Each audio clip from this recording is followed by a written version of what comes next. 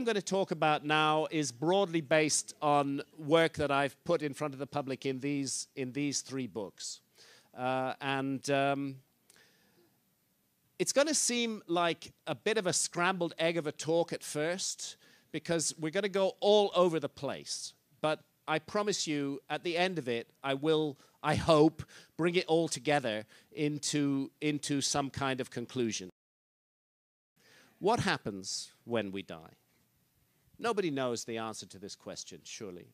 We're all going to ask ourselves this question at some point in our lives, because it's fundamental to the human condition. And it's surely a big question. Do we just stop, or do we go on in some way? And we may bring to this question our religious beliefs that we may have developed as adults, or that may have been drummed into us from childhood, or science may condition our thinking on this question. Lots of different reasons why we would think about it in many, many different ways. And I'm sure there's as many different views on the subject in this room as there are people in the room.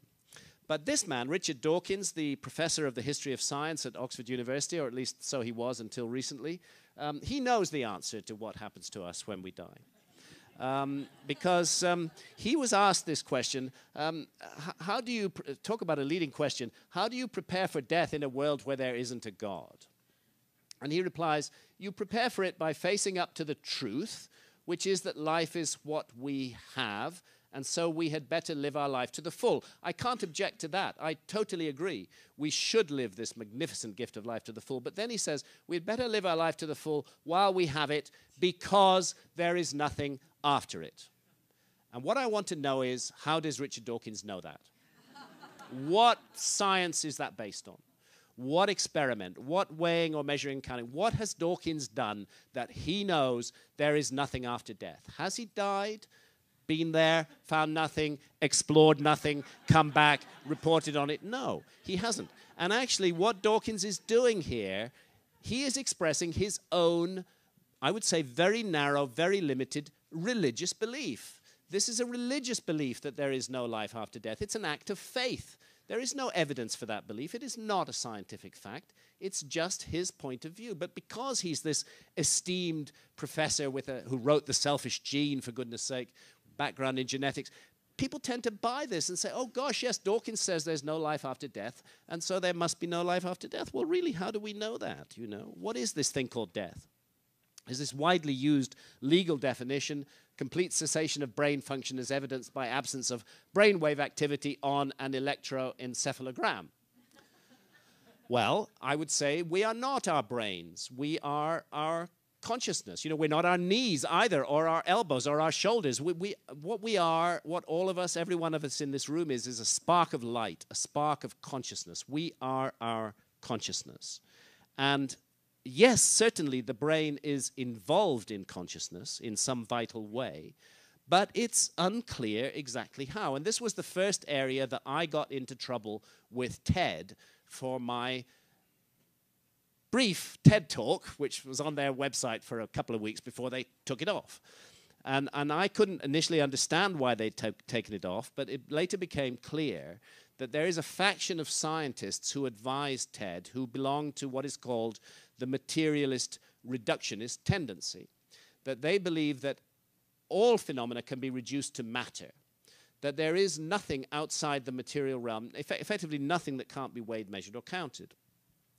And to suggest that consciousness might in some way be non-local to the brain, cannot be reduced to the brain, cannot be localized to the brain, is a kind of act of heresy from the point of view of this faction of scientists, whose number is Richard Dawkins. Now, there's the question, does the brain make consciousness the way a generator makes electricity? That is the view of the reductionist tendency in science, that all our consciousness is, actually they call it an epiphenomenon of brain activity. It's actually a kind of accident that we have consciousness at all. Because from their point of view, what our brains are there to do is to help us. It's all about survival of the fittest. It's about Darwinian competition. And our brains have evolved to enable us to be incredible survivors in this material realm. And as an accidental byproduct of this, we've got this annoying thing called consciousness. And therefore, since our brains make our consciousness, it follows, if you hold that point of view, that when our brains are dead, flatline on the ECG, consciousness is gone. There's nothing left. It's over. Our story is over. We are just meat. We are reduced to matter. And there is nothing more to us, and it's over. If you hold that point of view, you cannot possibly believe in life after death. How could there be life after death? How could the consciousness survive death when your brain is dead? Doesn't make sense. And such things as near-death experiences, or indeed other issues that suggest non-local character of consciousness, like out-of-body experiences, telepathy, all such things must be fantasies. There can be no reality to them from the reductionist point of view. But there's another possibility if we're in this realm of analogies, which is that the relationship of consciousness to the brain might be more like the relationship of the TV signal to the TV set. And again, I got into trouble with Ted even for suggesting this and for saying, and I stick by this, that there is nothing in neuroscience that rules this out.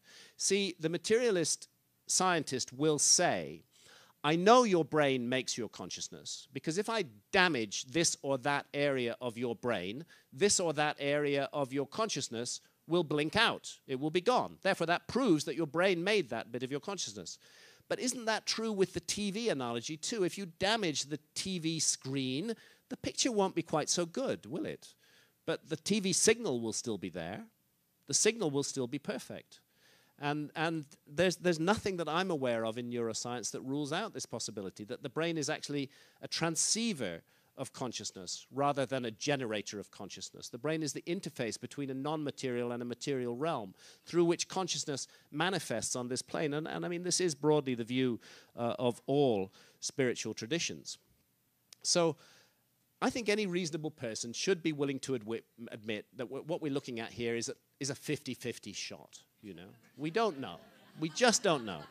We live after death. We don't live after death. 50-50. And then we have all this other stuff. You know, the ghosts, the spirits, the near-death experience. What about reincarnation?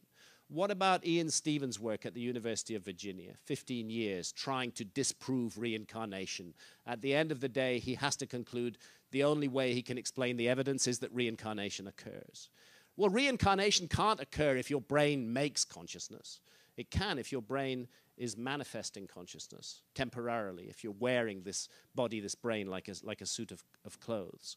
None of this anomalous data is explained by the mainstream paradigm. And I think if we take that anomalous data into account, then suddenly the balance shifts just a little bit from 50-50. I think it becomes like 51-49, you know? If we're reasonable, in favor of some kind of conscious survival of death rather than the end when we are reduced to meat. At any rate, if we want to know what happens after death, the very last people we should discuss this with are materialist scientists, because they say, quite simply, nothing happens after death. End of story. There's nothing more to discuss. I think it's interesting to look at the views of wise ancient civilizations like the ancient Egyptians. The ancient Egyptians, after all, put their best minds to work for 3,000 years on the mystery of life after death. They didn't put their best minds to work on making computers or soap powder or cars. They put their best minds to work on what happens to us when we die. And they came to very definite and specific conclusions, which they expressed in the most amazing and beautiful symbolic art, which touches the soul to this day. My wife Santha took this photograph as a deliberate double exposure. It shows the Great Pyramid in the background, and here in the foreground, the tomb chamber, so-called tomb chamber of the Pyramid of Unas, a pharaoh of the late 5th dynasty. Now, the Great Pyramid is completely uninscribed, but the 4th dynasty, but the pyramids of the 5th dynasty are richly inscribed with hieroglyphs, and they also have these lovely starry ceilings.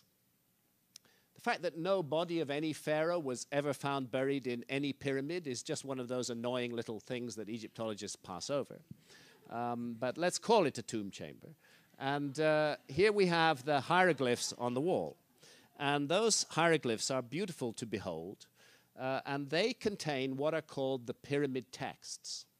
The pyramid texts are the oldest of the texts that we know better today as the Book of the Dead, the ancient Egyptian Book of the Dead. In fact, it's a continuous liturgy that passes through the whole 3,000-year story of ancient Egypt. And the oldest texts are the pyramid texts, so-called because they're carved on the walls of the pyramids. Then you have the coffin texts written inside coffin lids. Then you have the Book of the Dead, written on papyrus scrolls, buried with the mummy. And you also have the book of what is in the Duat. Go to the tomb of Thutmosis III in the Valley of the Kings, for example. Take a walk around the tomb chamber there, and you'll see the whole text of the book of what is in the Duat on the walls. What all these texts do is, they're a bit like the Tibetan Book of the Dead. They provide the deceased with a kind of guide to the afterlife realm, which was called the Duat, the place through which we will be required to journey after death. And that journey is not going to be easy. It's better to be prepared for it. It's better to be ready for this afterlife journey, which unfolds at some level in a region of the sky, because the Duat is a celestial realm, and at some level in a three-dimensional underworld with corridors and passageways. This is how it's described. And you might have Anubis, the psychopomp, as your guide through the underworld. And you will confront monsters and terrors and fiends along the way, and gates, and you're going to need to know the passwords to get through those gates. All of this is richly symbolic. You are going to live out the consequences of your own life in the journey through the Duat. And that is that is something to really reflect on deeply as far as the ancient Egyptians were concerned. My colleague Robert Boval, in his wonderful book, The Orion Mystery, published in 1994, first, I think, really drew proper attention to this. And Robert and I, working together on the message of the Sphinx in 1996, using computer software to wind back the ancient skies, showed that in 10,500 BC, this astonishing as above, so below correlation occurs at Giza, where you have Orion lying due south on the horizon. At the exact moment the sun bisects the eastern horizon at dawn on the spring equinox, constellation of Leo in the sky above, housing the sun at that time. And even the Nile River seeming to match the Milky Way in the heavens. This is the region of the sky called the Duat. And the suggestion is that what we're looking at Giza was the Duat built on the ground, a kind of three-dimensional simulator for the place through which the soul would travel after death, and a hidden circle in the sky because it's hidden in time. I don't think it's possible to understand the Great Pyramid of Giza without reference to the pyramid texts of the later dynasties and to the books of the dead. And I don't think it's possible to understand those texts without reference to the Great Pyramid. So here is the internal system of the Great Pyramid, with the subterranean chamber far below ground here, 100 feet vertically beneath the base of the Great Pyramid. And I'll just take you on a quick journey around it. That's the subterranean chamber hewn out of solid bedrock beneath the Great Pyramid. That's how it looks today, of course, but that's how it looked at the turn of the 19th, early 20th century, a much more terrifying place when not lit up by nice little electric lights. Although I must say, Santha and I have been cut off down there when the power was cut on our own, and it is an amazing experience to be alone in the subterranean chamber in complete darkness. And a kind of light seems to come out of the walls after a while. I don't know, maybe I was hallucinating, but it was just amazing. Rather more scary before it was tidied up. Coming up that passageway from the subterranean chamber, the so-called descending corridor, 3 feet 5 inches high, 3 feet 5 inches wide, we find that there's a hole in the wall on the left-hand side here. And that hole in the wall leads to the well shaft, which actually joins up at the foot of the Grand Gallery here. Quite an amazing feat of engineering. Coming on up here, we're now going to go up the ascending corridor, there it is, until the junction with the horizontal corridor that leads to the Queen's Chamber and the Grand Gallery that goes on up to the so-called King's Chamber. By the way, these names, King's Chambers, Queen's Chamber, they have no ancient reference whatsoever. They're just made up by Egyptologists. They don't relate to anything. So there is that junction point. Go along this corridor horizontally, you'll get into this chamber here, the so-called Queen's Chamber. Go up there, you'll come to the King's Chamber. And that's the corridor into the Queen's Chamber. That's the Queen's Chamber itself. Unfortunately, I don't have time to go into these sneaky little holes in the wall that lead to shafts that just don't emerge on the outside of the pyramid, but have been explored with robots. There's the Grand Gallery now. We're going to go up here. That's how it looks today. Nice little handrails at the side. But that's how it looked in the 19th century. Disappearing up into this kind of Stygian gloom, a rather terrifying place to be. I do love this picture, this Victorian lady standing there at the antechamber into the King's Chamber, just reminding us that when we do visit the Great Pyramid, we are passing through history. It stands, it never changes, it's always the same. It's us who change. And there is the King's Chamber itself, the heart of the matter, granite blocks inside this limestone monument. It's not an accident that Giza was called Rostau in the ancient texts, because Rostau was the fifth division of the Duat, this place that you travel through in the underworld. And it seems that Giza, with its sphinx, with its pyramids, is indeed a model of the Duat. And we can see references in the various images of the Duat to the chambers in the Great Pyramid, the Grand Gallery here. There's even a boat buried beside the Great Pyramid, and boats were the prime means of navigation through the Duat. And the most important place in the Duat is what's called the Judgment Hall of Osiris, or the Hall of Ma'at, often approached up a sloping corridor, rather like the Grand Gallery. And that's what I would suggest was the function of the King's Chamber. Not for the burial of a pharaoh. This sarcophagus was not for that purpose. It had a ritual function. It was used in initiation ceremonies, undoubtedly involving altered states of consciousness. At any rate, when you enter into the Hall of Ma'at, which is also called the Judgment Hall of Osiris, your life has been your opportunity to prepare for this really scary and worrying moment. The goddess Ma'at wears the feather on her headdress. That feather symbolizes cosmic justice, truth. And we see it again in these scales here. There's the feather of Ma'at, and in the other scale is this little symbol, which represents the soul of the deceased. So your soul is being weighed in the scales against the feather of truth and cosmic justice. And up here, here's the 42 negative assessors in the Judgment Hall of Osiris. Why are they called the negative assessors? Each of them is going to ask you a question. Did you kill? Did you steal? Did you bear false witness? Actually, all of the 10 commandments are there, and 32 others as well. And ideally, in a perfect world, you should be able to answer no to all of those questions.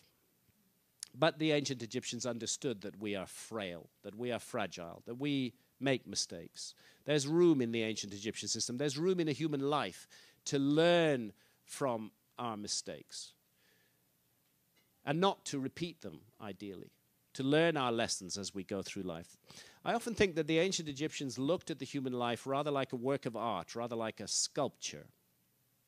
We would work on this sculpture. We would get whatever we got. Might be 20, might be 50, might be 70, might be 90 years, who knows how long, to work on the sculpture that is our lives.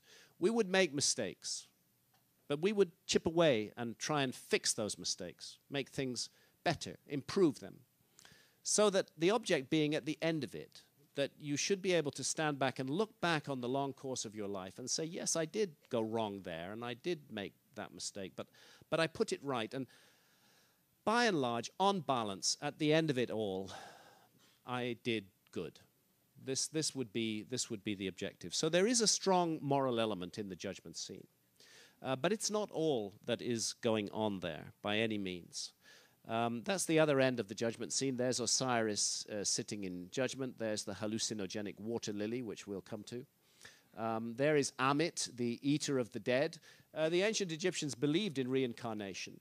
As I say, their view of human life was understanding of our frailty, but they also reckoned that there were certain things that a person could do impinging so violently on the sovereignty of others, acts of terrible wickedness and sin that would get us eaten by Amit, that we would not go on, we would face annihilation, we would not come back to live again. So he's part of the judgment scene as well. And there, interestingly, testing the soul in the balance is not a judging, a testing of actions.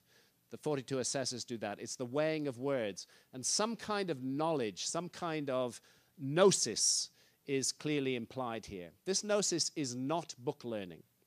It's not stuff that you're going to go to university and study.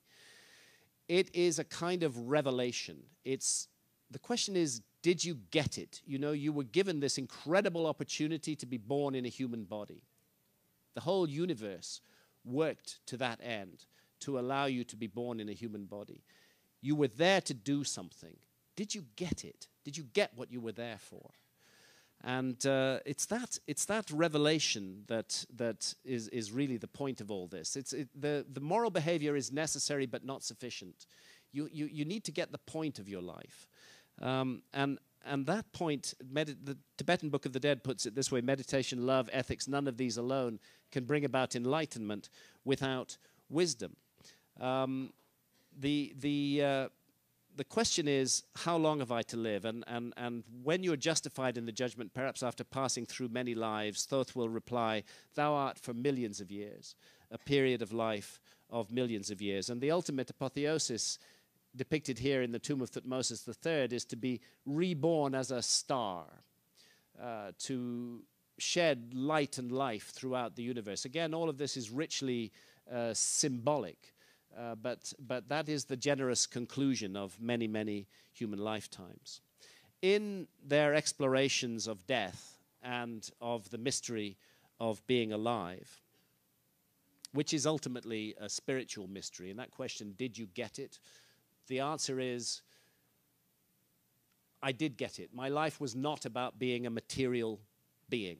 My life was about nurturing the spiritual part of myself. And in these explorations, there's no doubt that the ancient Egyptians used visionary plants. Certainly, I don't like this word narcotic that William Emberden uses here, but certainly the blue water lily. And most intriguingly, the ancient Egyptian tree of life, on which Thoth writes our names when we're justified in the judgment, turns out to be, according to my friend Dennis McKenna, who is an ethnopharmacologist, Acacia nilotica. And lo and behold, what does Acacia nilotica contain in its bark but dimethyltryptamine, DMT? Now, some would say that it's a massive chemical operation to get the DMT out of the bark of Acacia nilotica. But where do we get the word chemistry from? Well, the ancient Egyptians called their land Kemet, and the Arabs called it Alkemt. And that's what we get the word alchemy from, and that's what we get the word chemistry from. Certainly, the ancient Egyptians could have extracted the DMT from the bark of Acacia nilotica. Those who had held the wisdom of ancient Egypt for 3,000 years knew their story was over, and they needed to pass it down into a new incarnation. And two bodies of texts emerged, written in the languages of Rome and Greece, in Latin and Greek languages. And one of these were the Hermetic texts, where we read, souls have at stake in this life their hope of eternity in the life to come. Man's duty is not to acquiesce in his merely human state, but rather in the strength of his contemplation of things divine, to scorn and disguise that mortal part which has been attached to him, because it was needful that he should keep and tend the lower world. This is actually a central aspect of the ancient Egyptian texts, that we should not be attached to our material bodies, that we have to reach for the heavens, we have to reach for the skies, and that metaphorically means we have to reach for the spiritual part of ourselves. And the spiritual part of ourselves is damaged if we focus too much on the material part of ourselves. We are both material and spiritual creatures. We should never forget that our essence is spiritual. The other body of texts have a much more unforgiving view of this dualism, and that is the Gnostic texts, which we know about, thank goodness, because of the so-called Nag Hammadi library. Gnosticism was integrated into early Christianity, but they were very different from the faction of Christianity that runs Christianity today. And they were persecuted. The Gnostics were horrendously persecuted by the Roman Catholic Church after the conversion of Constantine to Roman Catholicism. Story goes that Constantine was going around Rome looking for salvation. See, he had boiled his wife alive in a bath, and he had also killed his own son, and he was looking for salvation. But all of the many religions to be found in Rome, when he came to them, they said, "Sorry, Constantine, we can't do anything for you. You've gone too far." But there was a particular literal faction of Christianity that was to become the Roman Catholic Church, and they said, "We can sort you out." And that is how that particular faction of Christianity became the state religion of Rome. Of course, there's other stories around it as well, but that's broadly it. Immediately, they began to persecute those Christians who called themselves Gnostics, who believed in revealed knowledge, not in knowledge that was handed down to them by some priest. And amazingly, one group of Gnostics buried in ceramic jars an entire library of their texts, pretty near the Temple of Dendra in Upper Egypt. It's just as well that they did that, otherwise we would only have known about Gnosticism through the words of those Catholics who attacked them for heresy. But since 1945, we've had the Nag Hammadi library. In fact, the Egyptian peasant who found it, his mother actually used the first 2 codices as basically kindling in her stove.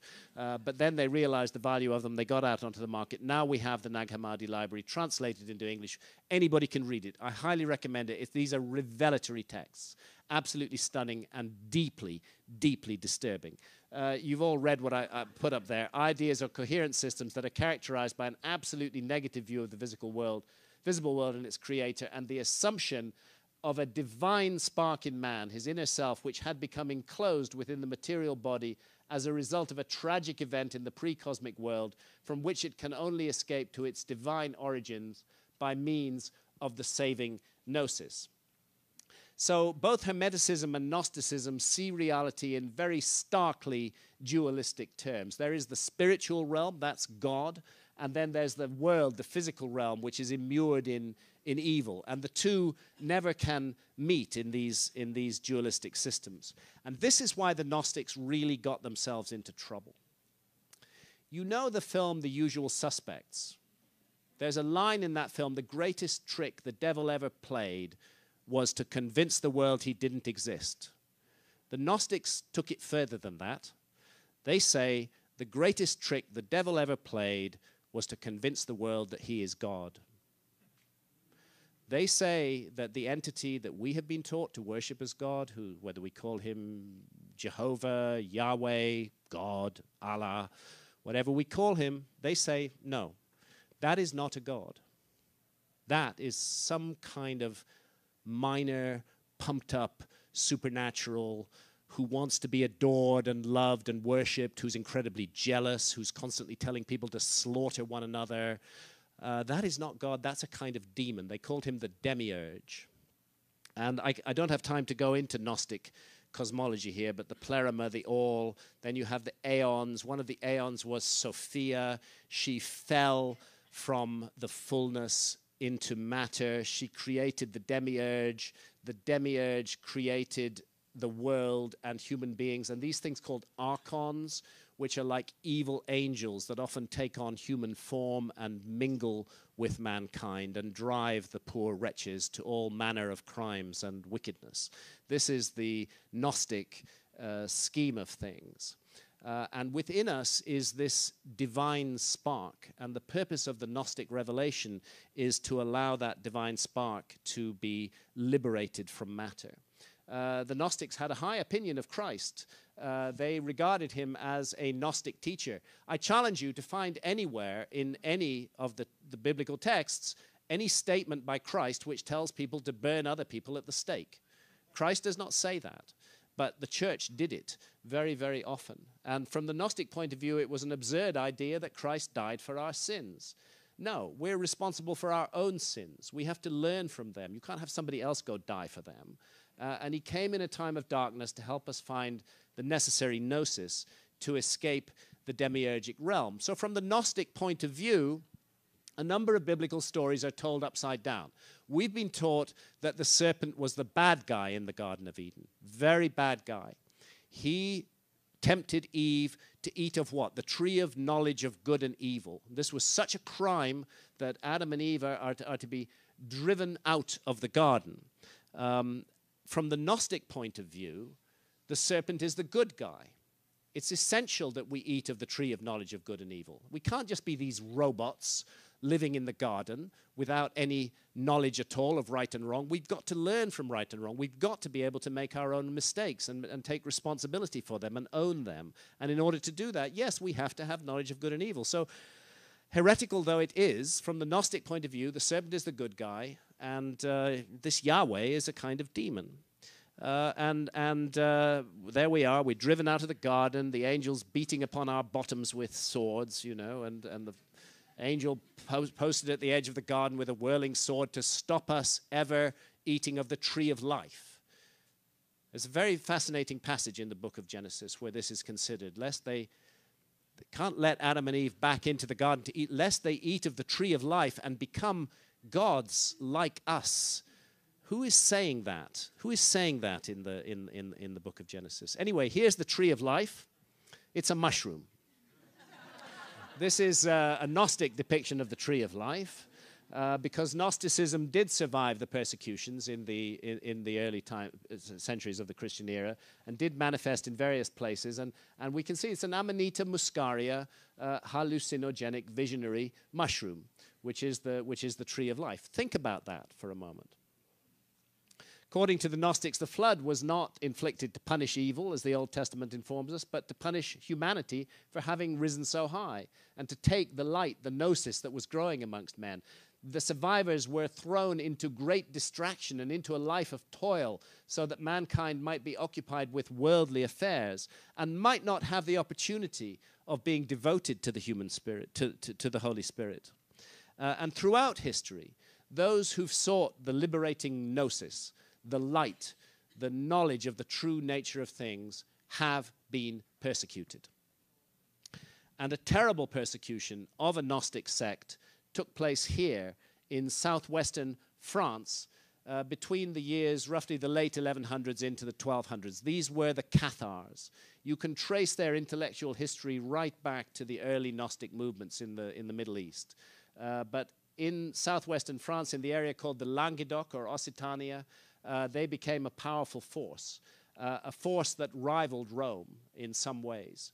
And they were amazing, the Cathars. I urge you to learn about the Cathars if you don't know about them, because they were so far ahead of their time. These were the people amongst whom the troubadours arose, these amazing songs of romance and beauty. They believed absolutely in the complete equality of men and women. Many of them were vegetarians also. They believed in universal literacy. They taught people to read. They made paper. They were so far ahead of their time, but they had one serious problem as far as the Church of Rome was concerned, and that is that they believed the Pope was the devil's agent on earth. And as a result, a crusade was declared against them, and this was the Albigensian Crusades, called Albigensian after Albi, one of the cities in the Languedoc. And this dreadful army, sort of seething with harm and murder, marched down on them from northern France, intent on utterly wiping out the Cathars. And when they came to Béziers, the abbot who was leading the crusade was asked, what shall we do about the Catholics who are living in Béziers? Because Catholics were living side by side with Cathars perfectly peacefully. And the abbot said, kill them all. God will know his own. The slaughter of the Cathars began. The final redoubt was at Montségur in 1244. Just a terrible series of events, burnings at the stake. This is when the Inquisition really got underway. terrible burnings at the stake, burning of Cathar literature, an attempt to completely stamp out their knowledge. Imagine what it takes to burn a fellow human being at the stake. I mean, think about what you're doing to that person. Think of the horror that you're inflicting on them, the unbelievable pain, the terror, the awful, awful agony. And this is something that you're being called upon to do by your God. What kind of God is that calls upon us to burn fellow human beings at the stake? So from the Gnostic point of view, the demiurge and his archons and their human servants are always trying to steal the light. We can be sure that tremendous archonic forces are working to suppress it. And if the Gnostic scenario were correct, then how might we expect those forces to manifest? And, well, this is one of the ways that I think we could expect those forces to manifest. The rabbis, the priests, the mullahs of the three monotheistic faiths who all worship Yahweh, who are jealous intermediaries, who impose themselves between us and the divine, who say, this is how you will do your spirituality. You will do it through this preconceived body of knowledge. You will not have direct revelation. In fact, if you do have direct revelation, until quite recently, we will burn you at the stake. And they talk the talk of, peace and love, but the walk they walk is a walk of hatred and fear and suspicion. And I don't think I would be saying anything too controversial to say that it's these three religions, Christianity, Judaism, and Islam, that are at the source of so many of the problems in the world today. That the terrible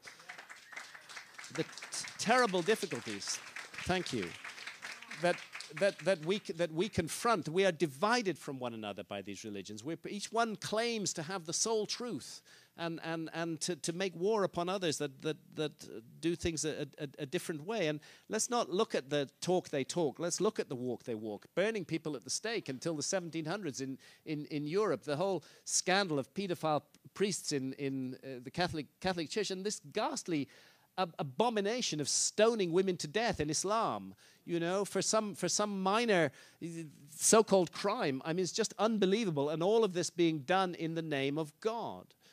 I can't help thinking, the Gnostics had a point. What kind of God is it that asks people to do this and that people do this in the name of that God? Isn't it more demonic behavior? And then those archonic forces, well, what about the state? The state is another thing that is leading us not to take responsibility for ourselves. The state wants to take responsibility for us, and it wants to use our money to empower itself to take responsibility for us. I would say the state is another huge force in the world today that is working against the liberation of the human spirit. And again, this is something that we have to change if we're going to move forward, because states operate on fear and hatred and suspicion. They try to make us fearful. They try to make us hate others and suspect others. And this goes on all the time with the security business and the so-called war on terror and all of this mess that's going on in the world today. This unnecessary division between one person and another. I don't know about you, but personally, I hate and detest patriotism. Why should I be patriotic? Why should I feel especially attached to somebody because they happen to be born on the same piece of land I was born on or under the same government system? I'm interested in communities of ideas. I don't care where somebody was born or what their ethnicity is. It's completely unimportant to me. And this is one of the things that's used to press our buttons today. You have to be patriotic. Why? Let's be patriotic to the whole human race. Let's not be patriotic to a tiny part of the human race.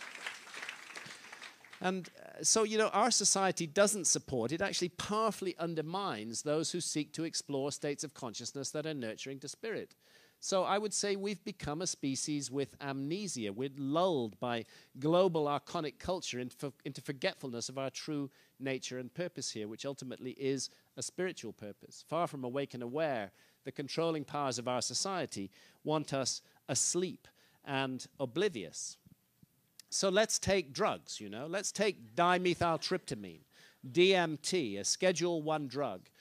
in this country, a Class A drug in Britain. Possession of DMT will get your doors broken down, will get your liberty taken away, will get your reputation destroyed, your chances of getting a job wrecked. And this is actually a natural brain hormone. We've all got DMT in our bodies in this room, for God's sake, you know, all of us. It's produced, we now know, in the pineal gland. It was the ancient Egyptian tree of life. But in our society, you smoke DMT and you get caught and you're going to go to prison. And your whole life is going to change from there on in. Whether it's in the smoked form or whether it's in its admixture in ayahuasca, the sacred brew of the Amazon. I must say, DMT is like a rocket ship to the other side of reality. I mean, there's no negotiation with DMT. It's very quick. You get 4 hits on that pipe and you are gone, and you're going to be gone for less than 15 minutes usually, and then you're back. But the place you go to is utterly strange and really causes questions to be asked about the nature of reality. I'm not here to advocate drugs. Psychedelics are extremely serious business. What I'm here to advocate is adult responsibility and personal sovereignty. I believe, and I've said this many times, that if I live in a society that does not allow me to be sovereign as an adult over my own consciousness, then how can I claim to be free in any useful way? What sort of freedom is there, you know,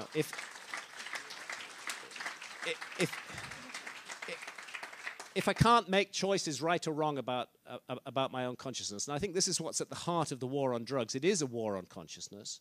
And that we have so many laws that deal with negative behavior towards other already. We don't need new laws that bear down on consciousness in this way. We have to be able to make these decisions about ourselves. I would say that DMT is one of the most challenging experiences that it's possible for a human being to have. Right up there with jumping out of an airplane at 15,000 feet, you know, climbing a mountain, so on and so forth. I mean, the last time I smoked DMT, it will be a while before I smoke it again, was in late September 2011. And that's when, as I went under, I heard a voice say, "You're ours now." And my last conscious thought was, shit, yes, but only for 12 minutes. And then I was systematically dismantled and torn apart, and it was but very, very, very thought-provoking, and it was part of the process that led me to a major change in my life that I'll talk about in a moment. Now, our society is not against altered states of consciousness per se. Our society actually encourages the large pharmaceutical companies to make billions of dollars by altering our consciousness in certain agreed ways, with whether it's antidepressants or drugs like Ritalin for hyperactivity. I mean, this is perfectly okay. You know, the billions and billions of dollars are made by big pharma around these drugs, all of which are about altering human consciousness. So there's no argument. Our society is not against altering consciousness as such. Alcohol. You know, let's face it. Alcohol is, you know, probably the most boring drug on the planet. I like, you know, but I like a drink myself, I do. But when we drink alcohol, we're not drinking it for the taste. It's being drunk for its effects on consciousness. And alcohol actually is hugely harmful socially. It causes vast numbers of social harms. And makes people very ill, and liver damage and road accidents and all kinds of huge problems associated with alcohol. It's perfectly legal to alter our consciousness in that way. You know, you don't get sent to prison for drinking alcohol. You do get sent to prison if you damage somebody else under the influence of alcohol, and that's right and proper. But I think it should be like that with other drugs as well. And again, the alcohol industry is hugely glamorized in our society. Even tea and coffee, fundamentally, we're drinking those or the energy drinks for their effects on consciousness. So I think what it's about is our society particularly values and glorifies the alert, problem-solving state of consciousness. That's what we're supposed to be in most of the time.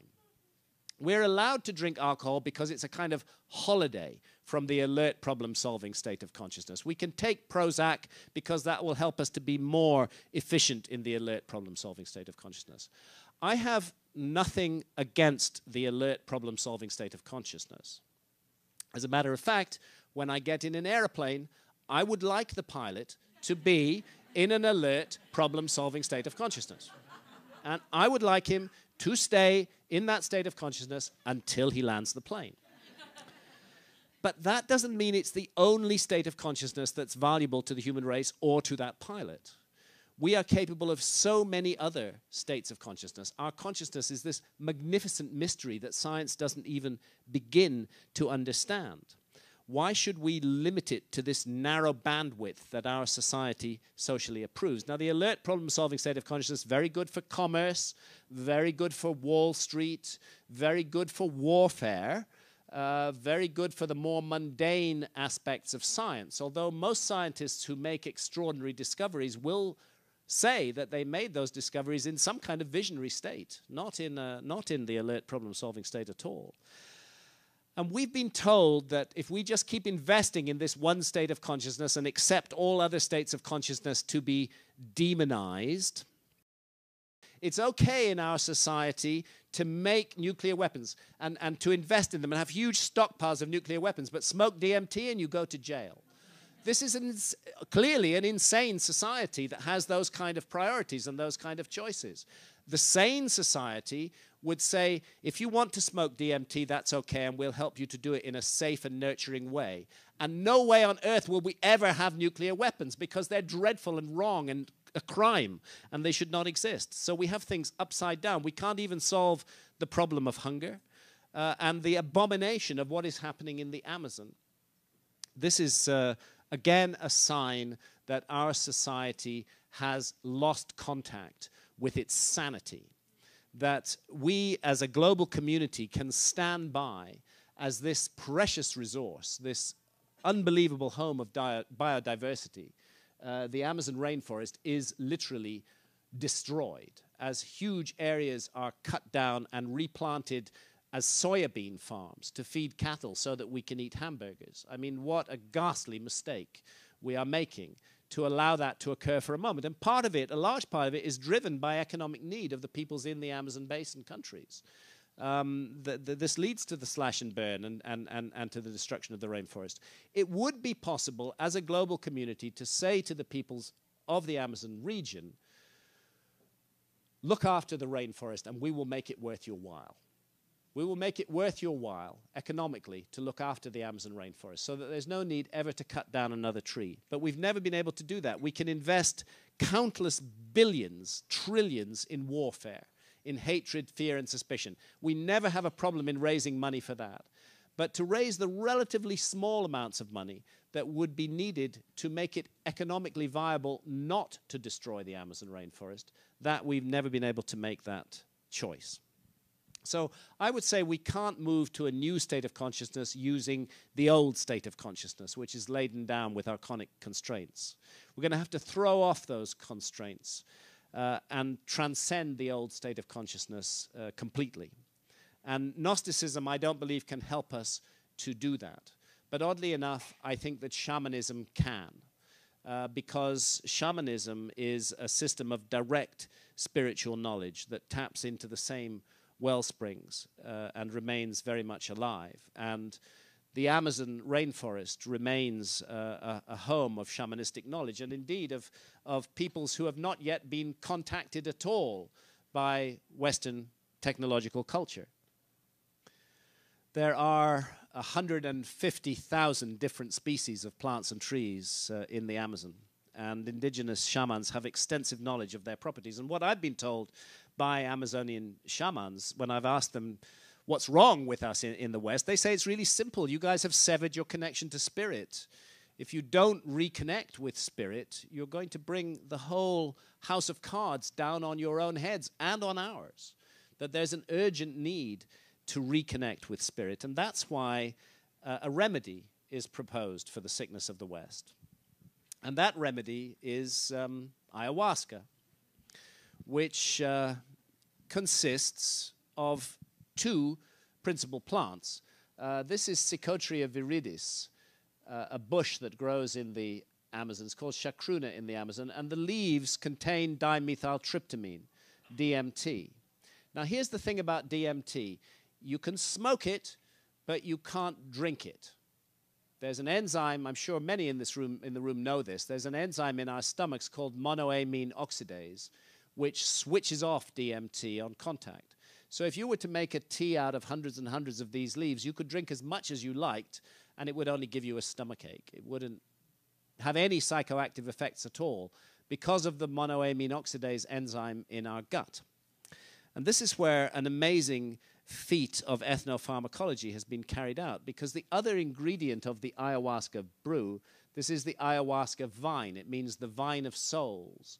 The other ingredient of the brew, this vine, contains a monoamine oxidase inhibitor. So when you mix together the vine and the leaves and cook them with water, very simple technology this, cook them with water, you end up with a brew in which DMT is orally active. And it doesn't produce a 12 or 15-minute journey like smoked DMT. It produces a 4-hour journey to the other side of reality.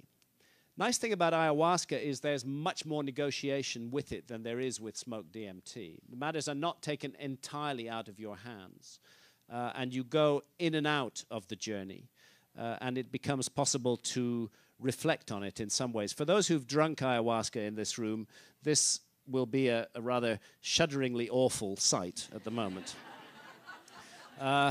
Because I think, you know, we all know ayahuasca tastes ghastly, dreadful taste.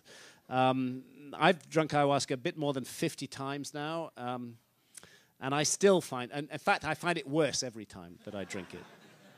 So what I would say is essence of old socks, raw sewage, some battery acid, a bit of sulfur, and just a hint of chocolate. That is the taste of ayahuasca, and when you drink it, you know immediately that something formidable has passed your lips. I hold my nose when I drink it, and hope for the best. And initially, you're okay. You can walk around for a while, 10, 15 minutes, but after that, you're going to want to sit down or lie down. You prefer the lights to be out. After 40 minutes or so, these effects wear off a bit the more you drink ayahuasca. I don't vomit every time now. I don't have diarrhea every time I drink ayahuasca. But yes, it is called the purge in the Amazon. It does cause diarrhea and vomiting. So let's not pretend that anybody's drinking ayahuasca for fun. It's not recreation. You have to brace yourself for an ayahuasca journey. It's serious, serious endeavor. It requires real commitment. And you're going to feel a bit dizzy. And the first time I drank it in the Amazon, you know, I mean, I'm British and we're very inhibited. And the prospect of having to, you know, jump behind a tree and tear down my trousers was almost too much to bear. But that was the first lesson that ayahuasca taught me, that our bodies are actually the least important part of ourselves. And, you know, we have this thing called our spirit, our consciousness. And at the level of consciousness, what is happening with ayahuasca is absolutely amazing.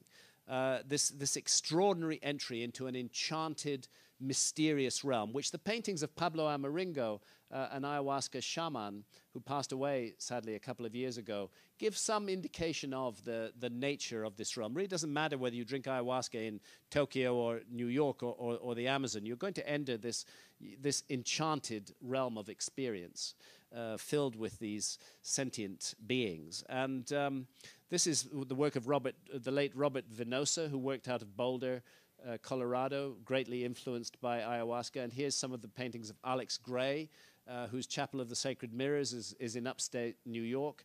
Many artists have had their work transformed by the experience of drinking ayahuasca. I can't paint to save my life, But it was ayahuasca that made me start writing novels, right or wrong, in 2010. I found a creative impulse in that direction. And ayahuasca has a very insistent message. And it's one of those universals of the ayahuasca experience. And it's about this sacred, magical, enchanted nature of all creation and of the interdependence of material and spiritual realms. And the spirit of ayahuasca, this is another interesting thing, and this is another area where I got into trouble with Ted.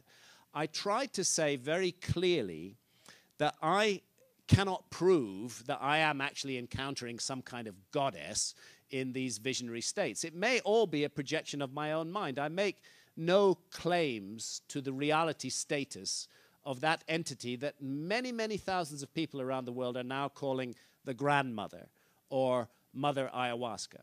The fact that other people also encounter her does not prove that she's real.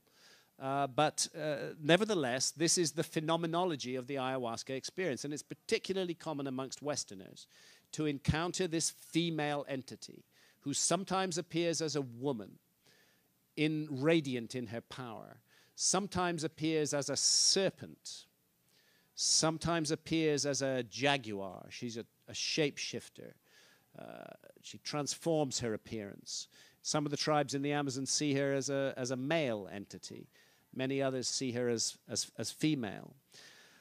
Is she just a projection of our own minds, or is there something going on here? Is the receiver wavelength of the brain being altered in this deeply altered state of consciousness, and we're gaining access to some other dimension of reality where some intelligent entity resides? I actually don't know the answer to that question. I know that for me, at the level of experience, I understand what the Greeks felt like when they talked about meeting Athena. You know, it's like that. For me, there's a reality to this entity. When she has appeared to me in the visionary state and said to me, you need to surrender if I'm going to work with you. And I've got that message. When she's wrapped herself around me in the form of a huge serpent, this has seemed very real to me. I don't know if she's real or not, but in her consequences, she is real, a healer, a creative guide, and a moral teacher. Very often, you will hear people crying in ayahuasca ceremonies. Why? Because they have been confronted with the truth about their behavior at different times in their life, the pain they've caused to others, the suffering that they have needlessly inflicted through a harsh word or deed, suddenly comes back to them, seen from the other person's point of view. It's like a life review. It's very similar to the near-death experience, that you get the chance to see your life from a completely different perspective, with all the veils stripped away in utter, honest, stark, transparent truth.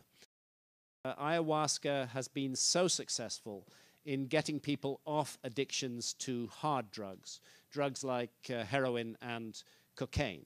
I'm not saying it's a miracle cure, but what I'm saying is that there is consistent testimony for many, many years now that people with addiction issues can be helped by ayahuasca. Jacques Mabit at the Takiwasi Clinic in Tarapoto in Peru is bringing heroin and cocaine addicts typically for a month. They have 12 ayahuasca sessions. Huge numbers of them, more than half, leave free of addiction without withdrawal symptoms. They've had a revelation during their ayahuasca journeys where they've understood the source of the problem and the need to change it, and they do change it. Dr. Gabor Mate in Canada had a very successful practice with ayahuasca and drug addicts. I mean, forget about methadone and all that shit, you know. Ayahuasca really does the business. But Jacques Mabit was stopped working in Canada. Why? Because they said ayahuasca is a drug. Well, I was never addicted to heroin or cocaine. If you've seen my TED Talk, you know what's coming next.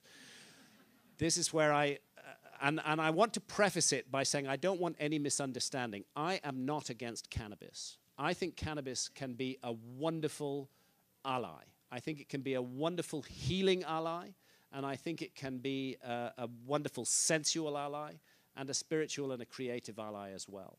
And cannabis, for many years, played a very positive role in my life.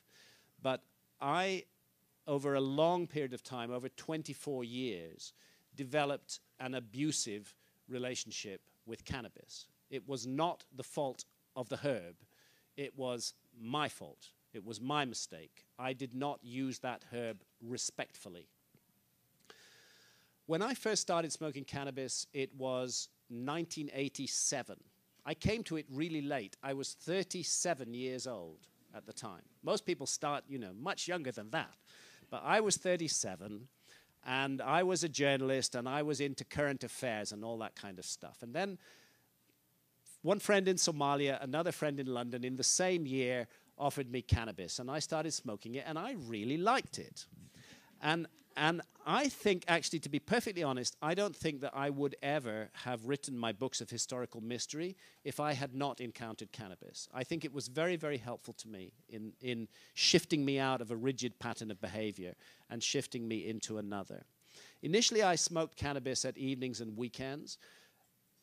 That's what I was doing when I wrote The Sign and the Seal. But then when I started working on Fingerprints of the Gods in sort of late 1992 into 93, I thought, why don't I experiment with smoking cannabis all day?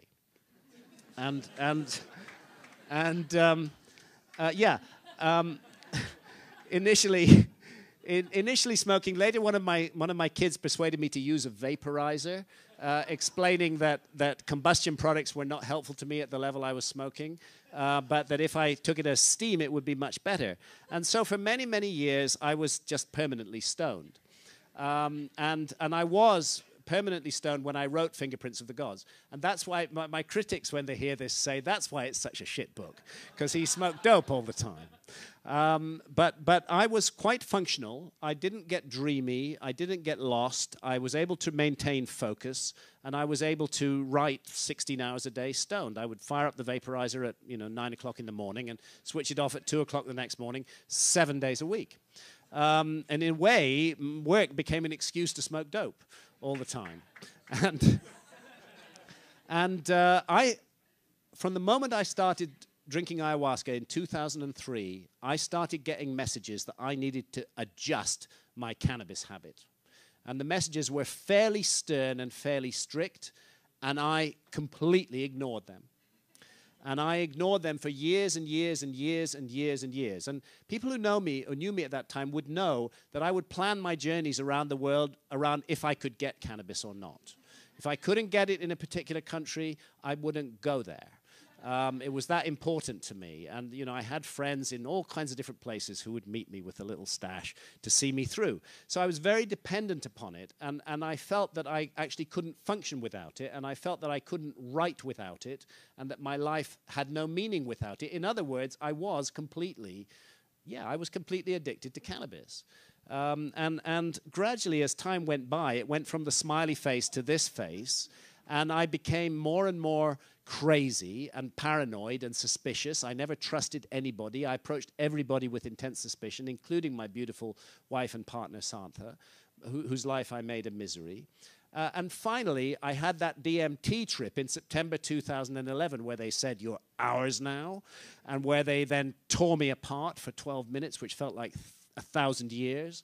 And then I got on a plane and I flew down to Brazil, and I had 5 ayahuasca sessions in a period of 2 weeks. And in those 5 sessions, I was given a horrendous kicking by the entity that I call Mother Ayahuasca. Now, I don't believe in hell, but this was the kind of place she took me to, which is Hieronymus Bosch, this awful realm that I was taken to. And it was a bit like that, and it was a bit like the Judgment Hall of Osiris. And I was shown that if I carried on down the path of behavior that I was continuing on, I would in some way be doomed. I would be found wanting in the judgment. I would not be justified. I would not have used the gift of human life well. And the result was that when I got back to England, I was determined to moderate my relationship with cannabis. I would only smoke it at evenings and weekends again.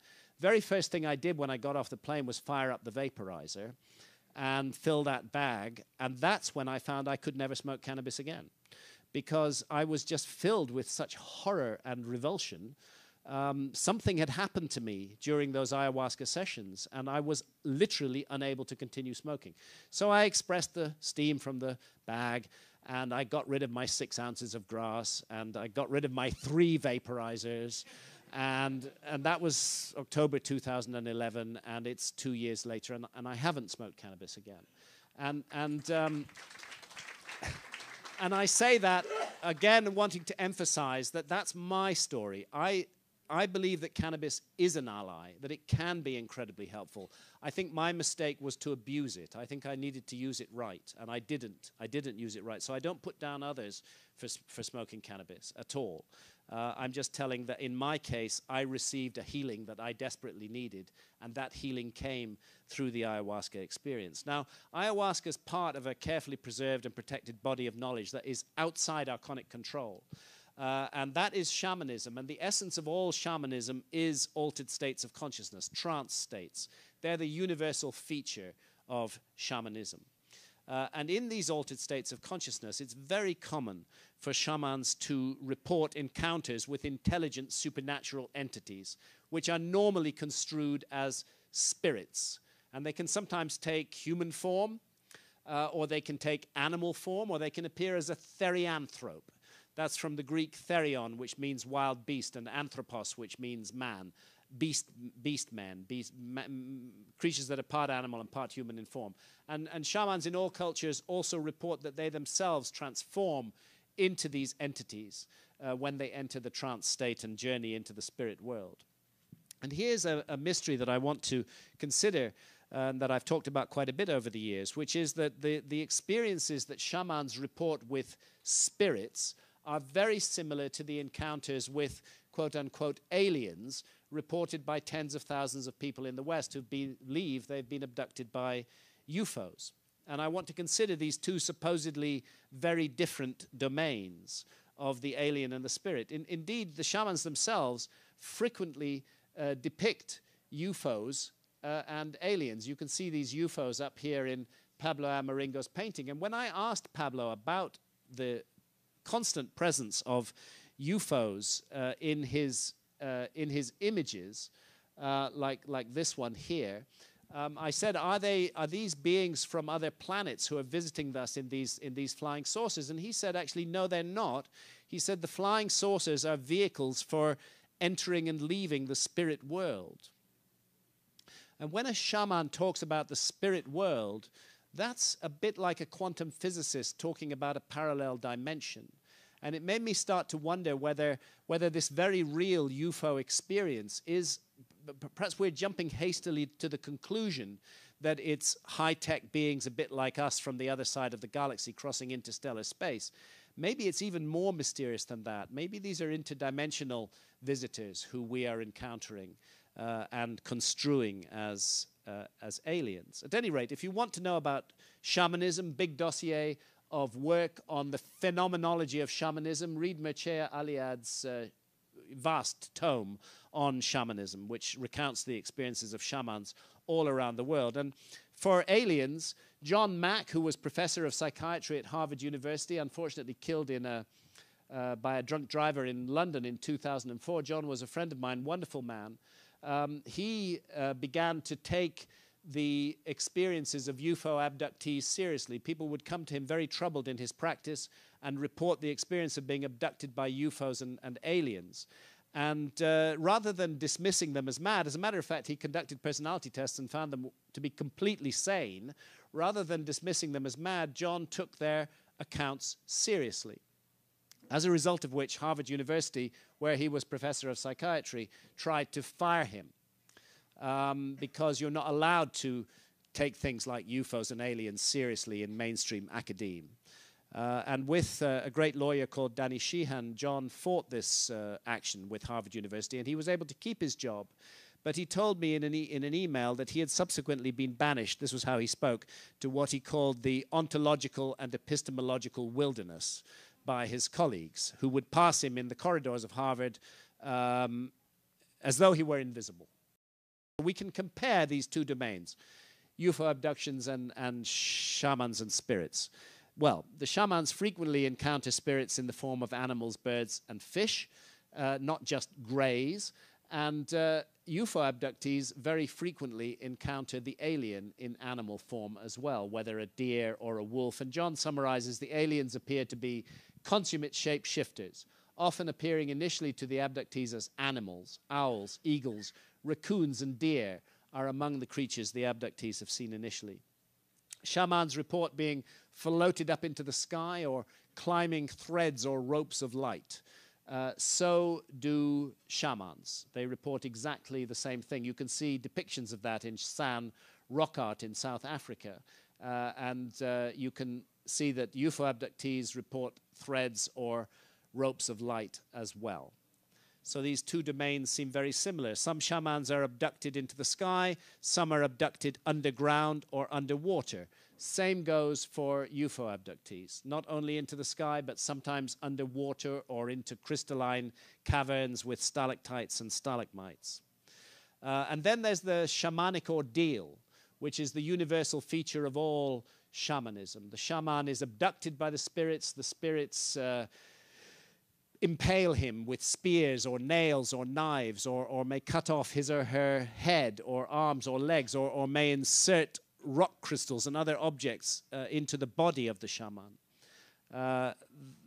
Mircea Eliade's book is full of accounts of that. And again, what is the most common feature of the UFO abduction experience is surgery at the hands of the aliens. And if you look at this, I mean, there's the Yakut shaman cited by Eliade. The spirits cut off his head, which they set aside. Sandra Larson is abducted by a UFO. Beings removed her brain and set it down beside her. Even bone counting is common to both domains. So it's very odd, these similarities. Then there's the business of sex with spirits. Shamans are always having sex with spirits. I know a shaman whose wife has left him because of his lover in the spirit world. He's even got kids with her. And UFO abductees, too, they report sex with aliens all the time. Lots and lots of sex is going on with aliens. And there are hybrid babies, and the abductee may be re-abducted multiple times to nurture that baby in the alien world. So what's going on here? Why are these realms so similar? There's the 12th century Rupertsberg Codex. This is Alex Gray's painting of a DMT experience. Eyes are very common in the DMT experience. There they are in the Rupertsberg Codex. And there's some kind of impregnation going on from the celestial realm into the womb of this woman here. And look up there, there's this little elf or gnome, and what's he holding if not a mushroom? You know? Rather similar iconography here to the Cash Landrum UFO sighting as well. And what on earth is going on here? Ert de Gelder, circa 1710. That's a flying saucer in the sky there in 1710.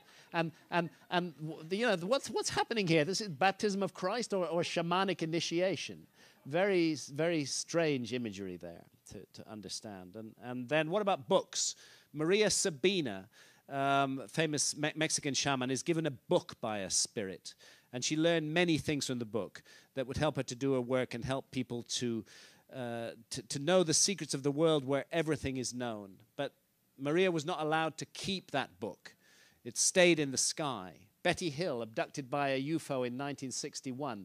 She's given a book by the leader of the aliens, but he reclaims it before she's allowed to leave the ship. Betty Andreasson is given a small blue book with 40 luminous pages, but soon afterwards it disappeared.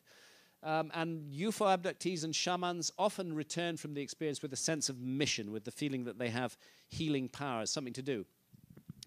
And then these things, fairies and elves, what about them? What are they all about? And why do they have so much in common with aliens and spirits? And here I want to pay tribute to the work of Jacques Vallée. This is a very important book, Passport to Magonia, published in 1969. In my book, Supernatural, I took the dossier of evidence that Vallée presented in 1969 and I took it forward into the 2000s. Because he stopped that research in 1969. But he was the first person to draw attention to the uncanny similarities at the level of phenomenology between fairies and aliens. What were fairies in the business of? Abduction. All the time. You did not want to get close to the fairy dance, this whirling circle in the fields of dancing fairies. You get close to that, touch it, and you're going to be just drawn suddenly, in an instant, into another world. And in that other world, you might be entertained by the fairies. You might even make love with the fairies. You might spend what you think is a pleasant 3 or 4 hours there. And then eventually they'll let you go home. When you get home, you discover that 400 years have passed. Rather extreme form of what I would say is called the missing time phenomenon in UFO abductions today, except now it's just 4 hours that you lose, not 400 years. And sometimes I wonder in flights of fancy, is the technology developing in that other world too? Is the UFO the latest form of the fairy dance, this whirling, spinning thing that transports you into another world? Fairies could be cruel, tortured and hurt human beings, just like aliens, just like spirits, but they also were kind, they gave gifts, they bestowed healing powers. They had the power of flight, they used aerial vehicles, flying boats, flying castles, flying carriages, etc. Fairies would abduct us into caves and underground, just like spirits, just like aliens. Look at these two pictures. What do they have in common? Mushrooms in both. Amanita muscaria, probably psilocybes down here. The fairies are beckoning us into the hollow hills.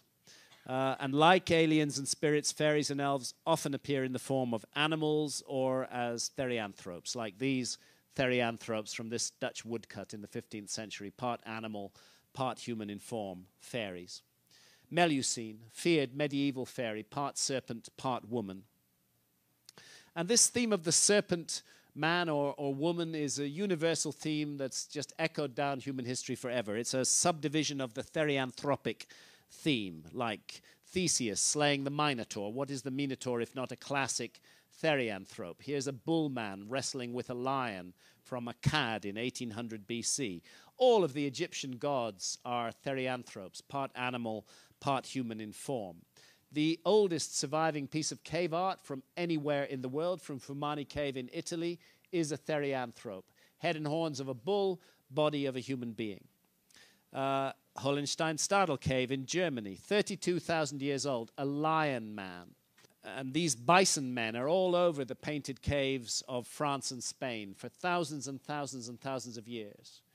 What are we looking at here? How do we explain this sort of thing? The sorcerer, part stag, part horse, part wolf, part owl, part human. Where do these kind of ideas come from? Just from the fevered imagination of the artist or from some kind of experience? The cave art is the earliest expressions of such ideas in human culture. If we look at this image from Chauvet Cave, this bison man, and we pull back to see the whole image, we can get a sense of what's going on. Bison man is straddling a woman, a large female figure. But weirdly, she's headless, except that her right arm here is transforming into the head of a lion. So this is not somebody dressed up in skins.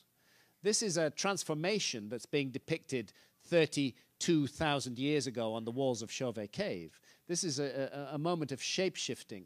And where in daily life do we have experiences like this? Not out hunting animals on the plains. Where we have experiences of transformation is in deeply altered states of consciousness, in trance states, like these images of humans transforming into antelopes from the Cederberg in South Africa, or this amazing pair of eland men with the heads of elands and the bodies of human beings, this one with two serpents wrapped around his body.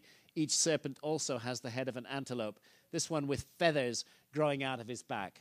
I mean, again, this is not something you see every day, but it's something that you do see in deeply altered states of consciousness, and you do see it quite commonly in deeply altered states of consciousness. Look at these strange figures from Los Casares Cave in Spain, or this curious figure from Angoulême in France 27,000 years ago, and this one from Pêche-Merle in France, 24,000 years old, that high domed forehead, narrow pointed chin, large dark eyes, and some weird object hovering in the sky above it. We've had a redrawing done of that, and I must say he does look a lot like a grey as we see them today. Also, there are images that the archaeologists can't say what they are on the walls of Altamira and Bernifal, for example, but they're pretty much identical to Pablo Amaringo's flying saucers from his ayahuasca visions. One of these 3 images was done by one of John Mack's patients in 1990. She said every time she was about to be abducted, the aliens would project this image into her visual field. It was a warning that an abduction was coming. The other 2 are from the painted caves more than 24,000 years ago. That's the modern image, and those are the ancient images. I would say the same inspiration in all cases. To cut a long story very short indeed, the explanation for all of this, and this is really why I came to write my book, Supernatural, is to be found in the work of Professor David Lewis Williams at the University of Witwatersrand in South Africa. He had a long struggle with academia to get his point of view accepted, but I would say today it is the mainstream view in academia, that what we're looking at in the cave art is an art of visions. It's a shamanistic art, that those ancient artists were shamans, that they were entering deeply altered states of consciousness. They were painting on the cave walls when they returned to a normal state of consciousness what they had seen in the visionary state. And this is manifested in the patterns, in the imagery, in the therianthropes, everything about it. Here is some of David's important work. I highly recommend The Mind in the Cave. He draws on scientific research where volunteers were given hallucinogens in the 50s, 60s, 70s, and comes up with various stages in trance and the typical imagery that's seen in those stages, and the sense of it passing through a vortex into a seamlessly convincing parallel realm. And finally here, a volunteer under the influence of mescaline in the 1960s draws a man in a modern business suit with the head of a fox. No different in principle from the lion men or the bison men from the painted caves of ancient Europe. And so Lewis Williams' point is that the art itself bears evidence that those ancient artists were using visionary plants. But in case we were in any doubt, New Scientist has recently trumpeted the earliest evidence for magic mushroom use in Europe, because we see Psilocybe hispanica on the walls of this cave painting from Spain. This is what I call 6 million years of boredom. The gradual evolution from the last common ancestor with the chimpanzee through until anatomically modern humans. First stone tools invented 2.5 million years ago. Believe me, you wouldn't have wanted to have dinner with these guys. They were very boring. I doubt if they would have had much conversation. Once they made those stone tools, they stuck with them without any change for the next 1 million years. What does this tell us? 2 things. Firstly, they are passing on cultural information. Secondly, they are not innovating. They are not making any change. They are locked in a rigid pattern of behavior dependent on a particular technology. Anything familiar about that? When change is introduced, the Acheulean, that new tool type sticks for another 1 million years. And this goes on even after our ancestors become anatomically modern around 195,000 years ago. The earliest anatomically modern human skeletons so far found from Ethiopia 195,000 years ago. You could pass such a person in the subway, you wouldn't notice anything. They looked just like us, but their behavior was not like ours. It continued to be archaic, continued to lack innovation, any sign of spirituality, any sign of symbolism, and really the first massive change begins after 100,000 years ago, and really it begins with the introduction of cave art less than 50,000 years ago. This is when suddenly we recognize that we are dealing with ourselves. This is when the great symbolic art is introduced. This is when huge other changes accompany the introduction of the cave art. Now, here's the logic. We know now that the cave art was the result of our ancestors embracing visionary experiences, embracing altered states of consciousness. In other words, using psychedelics. I'm not saying psychedelics are the only way to get into altered states of consciousness. There are many other techniques that have been developed since, but that encounter with psychedelics seems to have been key to our ancestors, because it wasn't just the art, everything changed. Evidence for spirituality, burial of the dead with grave goods, which tells us that our ancestors believed that some aspect of the individual survived death.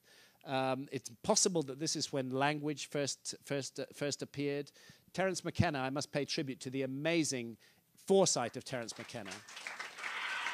The amazing foresight of Terence McKenna with his stoned ape theory. So often was the case.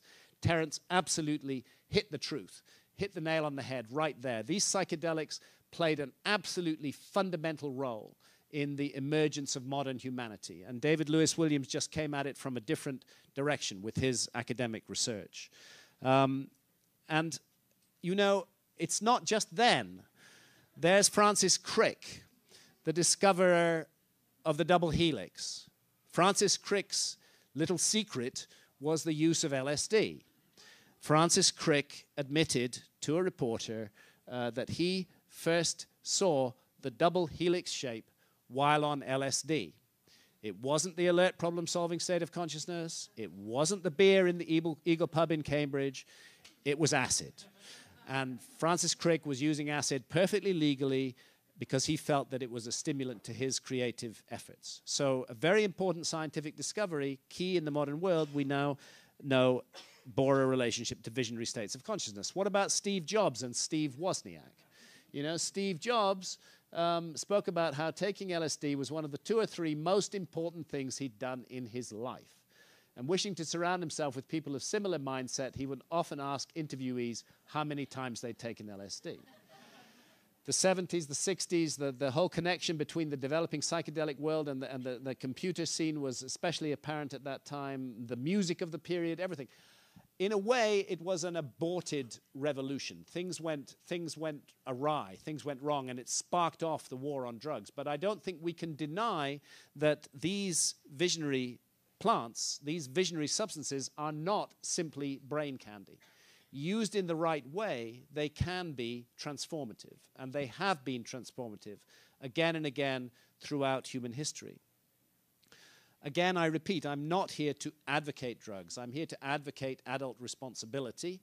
I'm here to advocate adult sovereignty over consciousness. And one of the issues of being sovereign over our own consciousness is the right, if we wish to do so in a responsible way, to explore the mysteries of consciousness that psychedelics unleash. It's good that science is beginning to go back into the water here, that new research is being done with psilocybin, with MDMA, which is showing important therapeutic benefits for these previously reviled and demonized so-called drugs.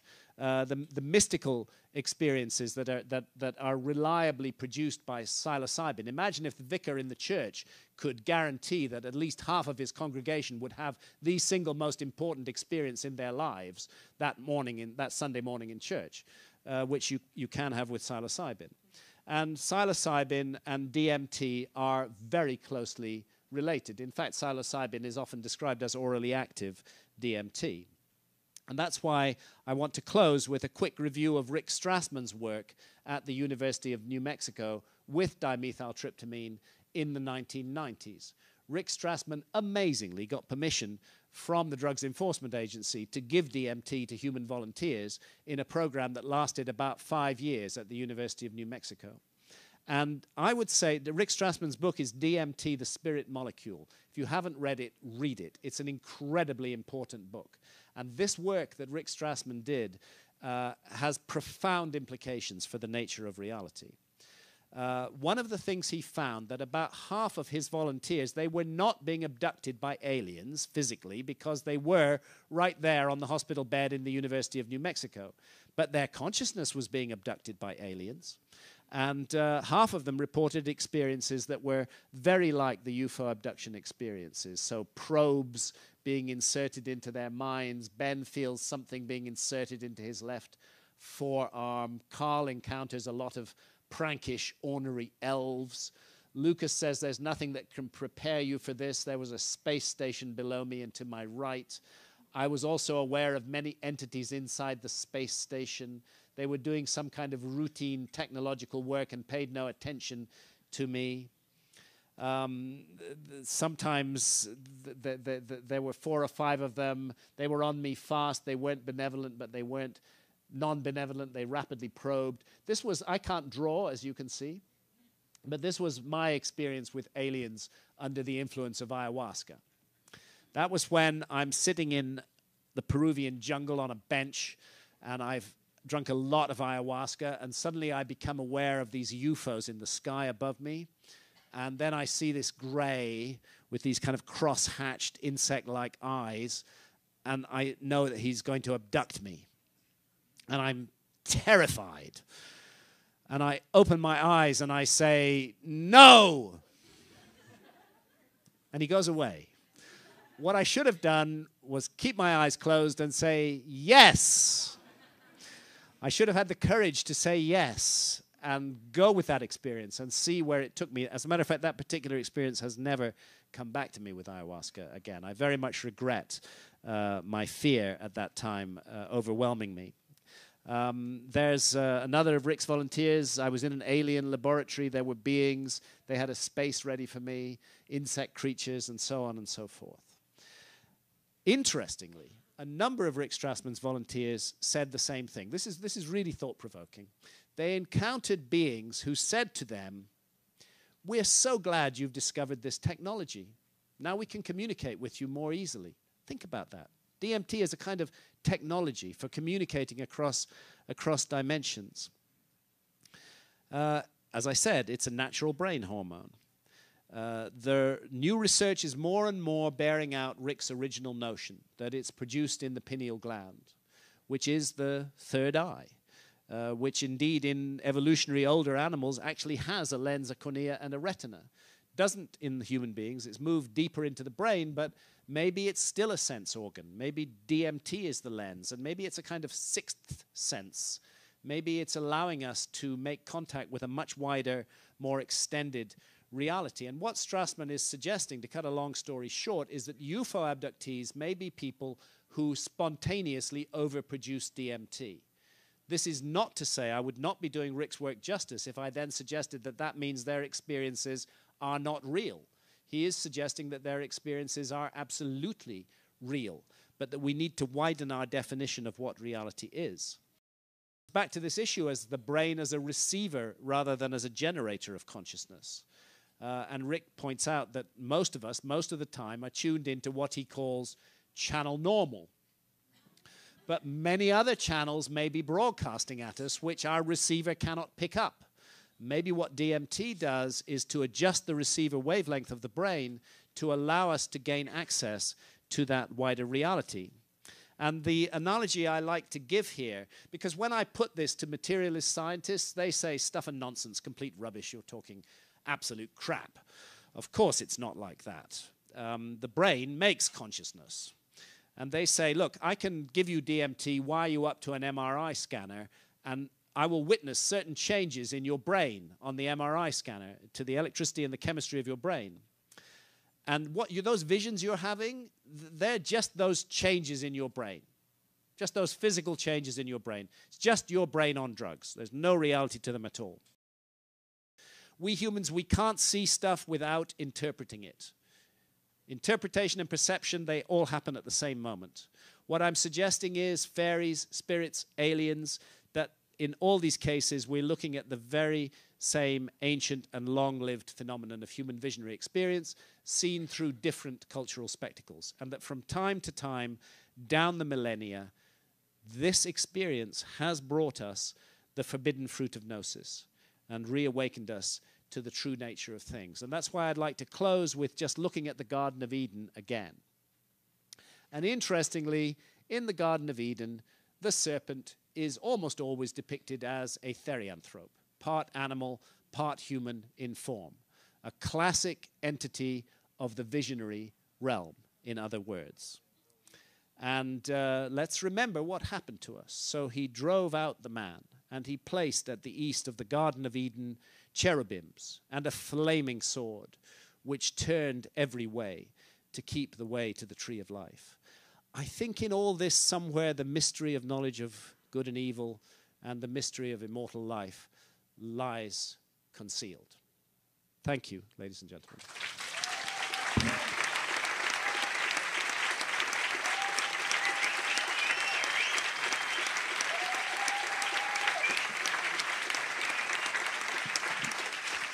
Thank you.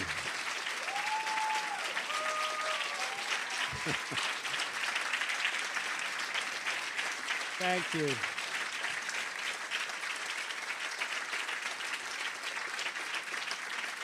Thank you.